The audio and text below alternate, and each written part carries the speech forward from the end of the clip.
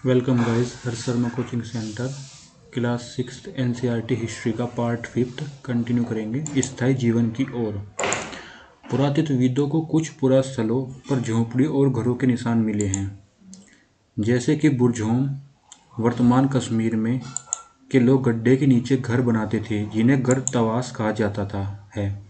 इनमें उतरने के लिए सीढ़ियाँ होती थी, इससे उन्हें ठंड के मौसम में सुरक्षा मिलती होगी। पुरातत्वविदों को झोपड़ियों के अंदर और बाहर दोनों ही स्थान पर आग जलाने की जगह मिली है। ऐसा लगता है कि लोग मौसम के अनुसार घर के अंदर या बाहर खाना पकाते होंगे। एक गर्तवास का बहुत सारी जगहों के पत्थर के औजार भी मिले हैं। इनमें से कुछ ऐसे हैं जो पुरापाषाण युग उपकरणों से भिन्न हैं, इसलिए इन्हें नवपाषाण युग का माना गया है। इनमें वे औजार भी हैं जिनकी धार को और अधिक पैना करने के लिए उन पर पॉलिश चढ़ाई जाती थी।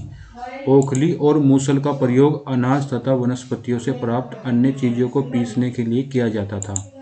आज हजारों साल बाद भी ओखली और मूसल का प्रयोग अनाज पीसने के लिए किया जाता है। उसी तरह प्राचीन प्रस्तर युगीन औजार का निर्माण और प्रयोग लगातार होता रहा है।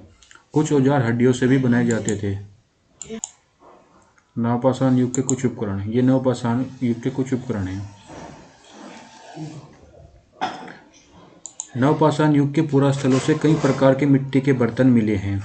कभी कभी इन पर अलंकरण भी किया जाता था। बर्तनों का उपयोग चीज़ों को रखने के लिए किया जाता था। धीरे धीरे लोग बर्तनों का प्रयोग खाना बनाने के लिए भी करने लगे। चावल, गेहूँ तथा दलहन जैसे अनाज अब आहार का महत्वपूर्ण हिस्सा बन गए थे। इसके साथ साथ अब लोग कपड़े भी बुनने लगे थे। इसके लिए कपास जैसे आवश्यक पौधे उगाए जा सकते थे। क्या ये परिवर्तन हर जगह एक साथ ही आए होंगे? ऐसी बात नहीं है। एक तरफ जहाँ कई जगहों पर स्त्री पुरुष शिकार और भोजन संग्रह करने का काम करते रहे थे, वहीं अन्य लोगों ने हजारों साल के दरमियान धीरे धीरे खेती और पशुपालन को अपना लिया।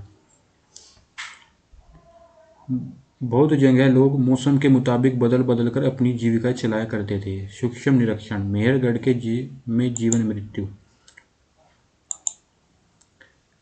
ये ईरान जाने वाले सबसे महत्वपूर्ण रास्ते। बोलन दर्रे के पास एक हरा भरा समतल स्थान है। मेहरगढ़ संभवतः वह स्थान है जहाँ के स्त्री पुरुष ने इस इलाके में सबसे पहले जौ, गेहूँ उगाना और भेड़ बकरी पालना सीखा। यह विभिन्न प्रकार के जानवरों की हड्डियाँ मिली हैं। इनमें हिरण तथा सुअर जैसे जंगली जानवर तथा भेड़ और बकरियों की हड्डियाँ हैं। मेहरगढ़ में इसके अलावा चौकोर तथा आयताकार घरों के अवशेष भी मिले हैं। प्रत्येक घर में 4 या उससे ज़्यादा कमरे हैं, जिनमें से कुछ संभवतः भंडारण के काम आते होंगे। मेहरगढ़ के घर का चित्र। मृत्यु के बाद सामान्यतः मृतकों के सगे संबंधी उसके प्रति सम्मान जताते हैं, इसलिए लोगों की आस्था है कि मृत्यु के बाद भी जीवन होता है। इसलिए कब्रों में मृतकों के साथ कुछ सामान भी रखे जाते थे। मेहरगढ़ में ऐसी कई कब्रें मिली हैं। एक कब्र में एक मृतक के साथ एक बकरी को भी दफनाया गया है। संभवतः इस परलोक में मृतक के खाने के लिए रखा गया होगा।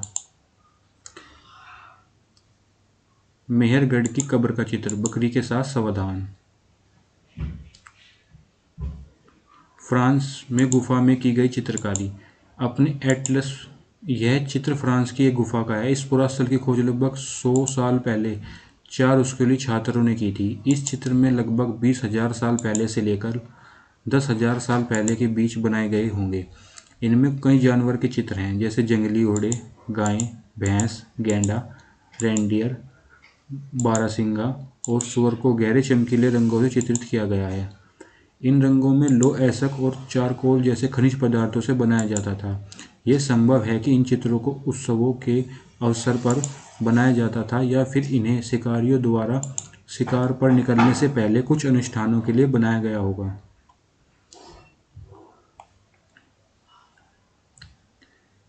एक नवपाषाणिक पुरास्थल।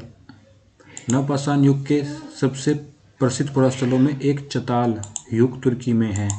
यह दूर दराज स्थानों से कई चीज़ें लाई जाती थी और उनका उपयोग किया जाता था, जैसे सीरिया से लाया गया चमकदार पत्थर, लाल सागर की कौड़ियों तथा भूमध्य सागर की सीपियाँ। ध्यान रहे कि उस समय तक पहिए वाले वाहन का विकास नहीं हुआ था। लोग सामान खुद या जानवरों की पीठ पर लाद कर ले जाया करते थे। उपयोगी शब्द: आखेट, खाद्य संग्राहक, पुरास्थल, उद्योग स्थल, आवासीय स्थल, पुरापाषाण, मध्यपाषाण, लघुपाषाण, कृषक, पशुपालक, नवपाषाण युग, कब्र।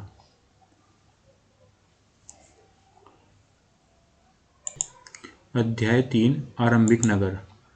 पुराने भवन का संरक्षण। जसपाल और हरप्रीत अपने घर के पास की गली में क्रिकेट खेल रहे थे। उन्होंने देखा कि कुछ लोग उस खंडर घर की तारीफ कर रहे थे जिन्हें गली के बच्चे भूता घर के कहा करते थे। एक ने कहा, इसकी वास्तुकला को देखो, क्या आपने कहीं लकड़ी की इतनी सुंदर नक्काशी देखी है? दूसरी महिला ने कहा, हमें मंत्री जी को पत्र लिखकर कहना चाहिए कि वह इस खूबसूरत घर को सुरक्षित रखने के लिए इसकी मरम्मत कराने की व्यवस्था करें। यह सब सुनकर जसपाल और हरप्रीत सोचने लगे कि इस पुराने खंडर से लोगों को इतना लगाव क्यों हो सकता है। हड़प्पा की कहानी। अक्सर पुरानी इमारत अपनी कहानी बताती हैं। लगभग 150 साल पहले जब पंजाब में पहली बार रेलवे लाइन बिछाई जा रही थी तो इस काम में जुटे इंजीनियरों को अचानक हड़प्पा पुरास्थल मिला, जो आधुनिक पाकिस्तान में है। उन्होंने सोचा कि ये एक ऐसा खंडर है जहाँ से अच्छी ईंट मिलेंगी। यह सोचकर वे हड़प्पा के खंडरों से हजारों ईंटें उखाड़ ले गए, जिससे उन्होंने रेलवे लाइन बिछाई। इससे कई इमारतें पूरी नष्ट हो गई। उसके बाद लगभग 80 साल पहले पुरातत्वविदों ने इस स्थल को ढूंढा और अब पता चला कि यह खंडर उपमहाद्वीप में सबसे पुराने शहरों में से एक है, क्योंकि इस नगर की खोज सबसे पहले हुई थी। इसलिए बाद में मिलने वाले इस तरह के सभी पुरास्थलों में जो इमारतों में चीज़ें मिली उन्हें हड़प्पा सभ्यता की इमारत कहा गया। इन शहरों का निर्माण लगभग 4700 साल पहले हुआ था। ये नगर आधुनिक पाकिस्तान के पंजाब और सिंध प्रांतों, भारत के गुजरात, राजस्थान, हरियाणा और पंजाब प्रांतों में मिले हैं।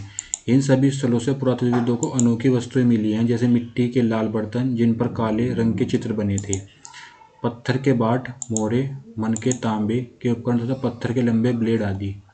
इन नगरों की विशेषता क्या थी? इन नगरों में से कोई दो या दो उससे ज्यादा इन नगरों की विशेषता क्या थी? इन नगरों में से कई को दो या उससे ज़्यादा हिस्सों में विभाजित किया गया था। प्राय पश्चिम भाग छोटा था लेकिन ऊंचाई पर बना था और पूर्वी हिस्सा बड़ा था लेकिन ये निचले इलाके में था। ऊंचाई वाले भाग को पुरातत्वविदों ने नगर दुर्ग कहा है और निचले हिस्से को निचला नगर कहा है। इन दोनों हिस्सों की चारदीवारी पक्की ईंटों से बनाई जाती थी। इसकी ईंटें इतनी अच्छी पक्की थी कि हजारों सालों बाद आज तक उनकी दीवारें खड़ी रही। दीवार बनाने के लिए ईंटों की चिनाई इस तरह करते थे जिससे कि दीवार खूब मजबूत रहे। कुछ नगरों के नगर दुर्ग में कुछ खास इमारतें बनाई गई। मिसाल के तौर पर मोहनजोदड़ो में खास तालाब बनाया गया था जिसे पुरातत्वविदों ने महान स्नानागार कहा है। इस तालाब को बनाने में ईंट और प्लास्टर का इस्तेमाल किया गया था। इसमें पानी का रिसाव रोकने के लिए प्लास्टर के ऊपर चारकोल की परत चढ़ाई गई थी। इस सरोवर में दो तरफ से उतरने के लिए सीढ़ियां बनाई गई थी और चारों ओर कमरे बनाए गए थे। इसे भरने के लिए पानी कुएं से निकाला जाता था। उपयोग के बाद इसे खाली कर दिया जाता था। शायद यहाँ विशिष्ट नागरिक विशेष अवसरों पर स्नान किया करते थे। कालीबंगा और लोथल जैसे अन्य नगरों में अग्निकुंड मिले हैं जहाँ संभवतः यज्ञ किए जाते होंगे। हड़प्पा, मोहनजोदड़ो और लोथल जैसे कुछ नगरों में बड़े बड़े भंडारगृह मिले हैं।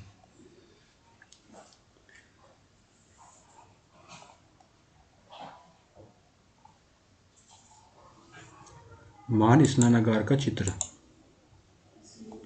भवन, नाले और सड़कें। इन नगरों के घर आमतौर पर या एक या दो मंजिल के होते थे। घर के आंगन के चारों ओर कमरे बनाए जाते थे। अधिकांश घरों में एक अलग स्नानागार होता था और कुछ घरों में कुएं भी होते थे। हड़प्पा के नगरों में ईंटों की चिनाई। कई नगरों में ढके हुए नाले थे। इन्हें सावधानी से सीधी लाइन में बनाया जाता था। हर नाली में हल्की ढलान होती थी ताकि पानी आसानी से बह सके। अक्सर घरों की नालियों और सड़कों की नालियों से जोड़ दिया जाता था जो बाद में बड़े नालों से मिल जाती थी। नालों के ढके होने के कारण इनमें जगह जगह पर मेनहोल बनाए गए थे जिनके जरिए इनकी देखभाल और सफाई की जा सके। घर, नाले और सड़कों का निर्माण योजनाबद्ध तरीके के साथ किया जाता था। यहाँ पर नगरीय जीवन,